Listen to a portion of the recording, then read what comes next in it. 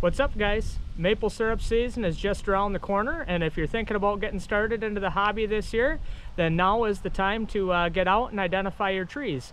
So today we're going to go over 3 of the most common maple trees in Michigan and how to identify them based on their leaves. We'll start with the silver maple, which I have a very mature one behind me here. I think that the silver maple, at least for me, is probably the easiest to identify. So we'll find a good little leaf right here. The silver maple, here's a perfect example. The silver maple will have 5 lobes, so 2, 4, and then 5. So it's a 5-lobe leaf. The back to it is going to have a silverish / white appearance to it, which is where it gets its name silver maple. And it's also one of the last to turn. So actually this one here has some leaves that haven't even started to turn yet. So it's late to turn compared to the sugar maple, and late to turn compared to the red maple. I also think they're a lot skinnier than the other leaves. Yes, the lobes are definitely skinnier on the silver maple.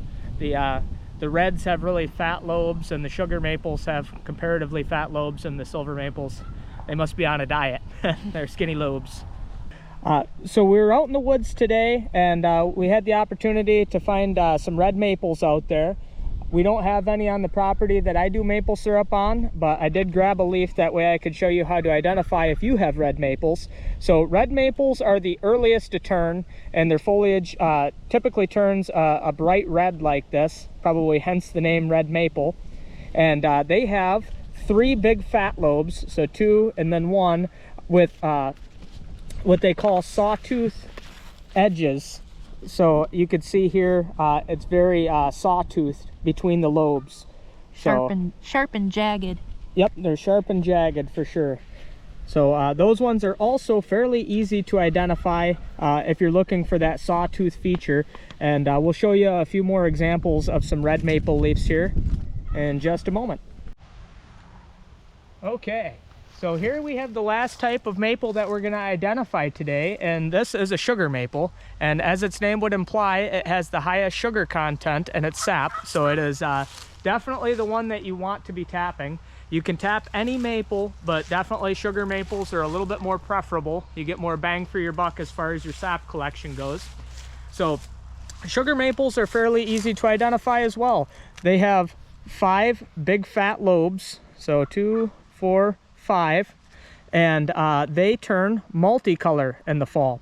So you can see this leaf right here has yellow and red.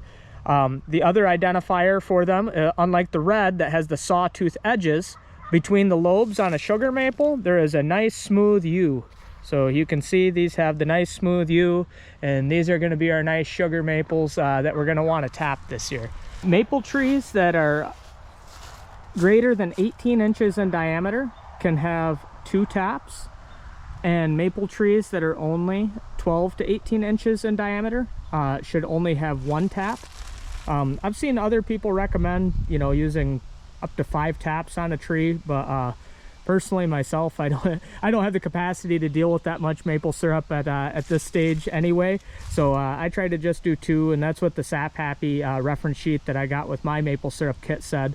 So 2 taps if it's greater than 18 inches, 1 tap if it's 12 to 18 inches, and no taps for trees that are less than 12 inches in diameter. And once you've identified a maple tree and you want to basically not forget that you've identified that as a maple tree, I'd recommend just taking a thumbtack, sticking a thumbtack in there, and that way when it comes to maple syrup time and it's got no more leaves left on it, you can look at that thumbtack and know for sure that you've already identified that tree. Okay, so to wrap this up, I have several different sugar maple leaves here in front of you, and these ones have 5 fat lobes. They have the smooth U in between the lobes, and they are multicolored in the fall. Next, we'll move over and I'll show some of the red maple leaves that I have laid out, some different samples of those. And those ones you identify by them having 3 fat lobes. They have sawtooth edges in between the lobes, which you can see there's a lot of sawtooth looking edges there. And then they turn red in the fall, and they usually turn earlier than the other maple trees. And then lastly here, we have the silver maples, which have 5 skinny lobes. They have smooth edges. They don't have, like right here, they don't have the sawtooth edges on them like the red maples do. And they're also late to turn. So as you can see, compared to the other maple leaves that I have out here, the silver maples are still very green. And if you flip those over, they'll have like a whitish silver back to them, and that is where they get their name, silver maple. The sugar maples are the ones that you want to tap, preferably because they have the highest sugar content, but you could tap any maple tree and make maple syrup. Thank you guys for watching. I hope you enjoyed this video. Please consider hitting the thumbs up button and becoming a subscriber to my channel.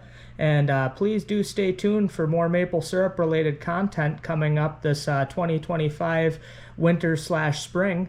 And we'll see you then.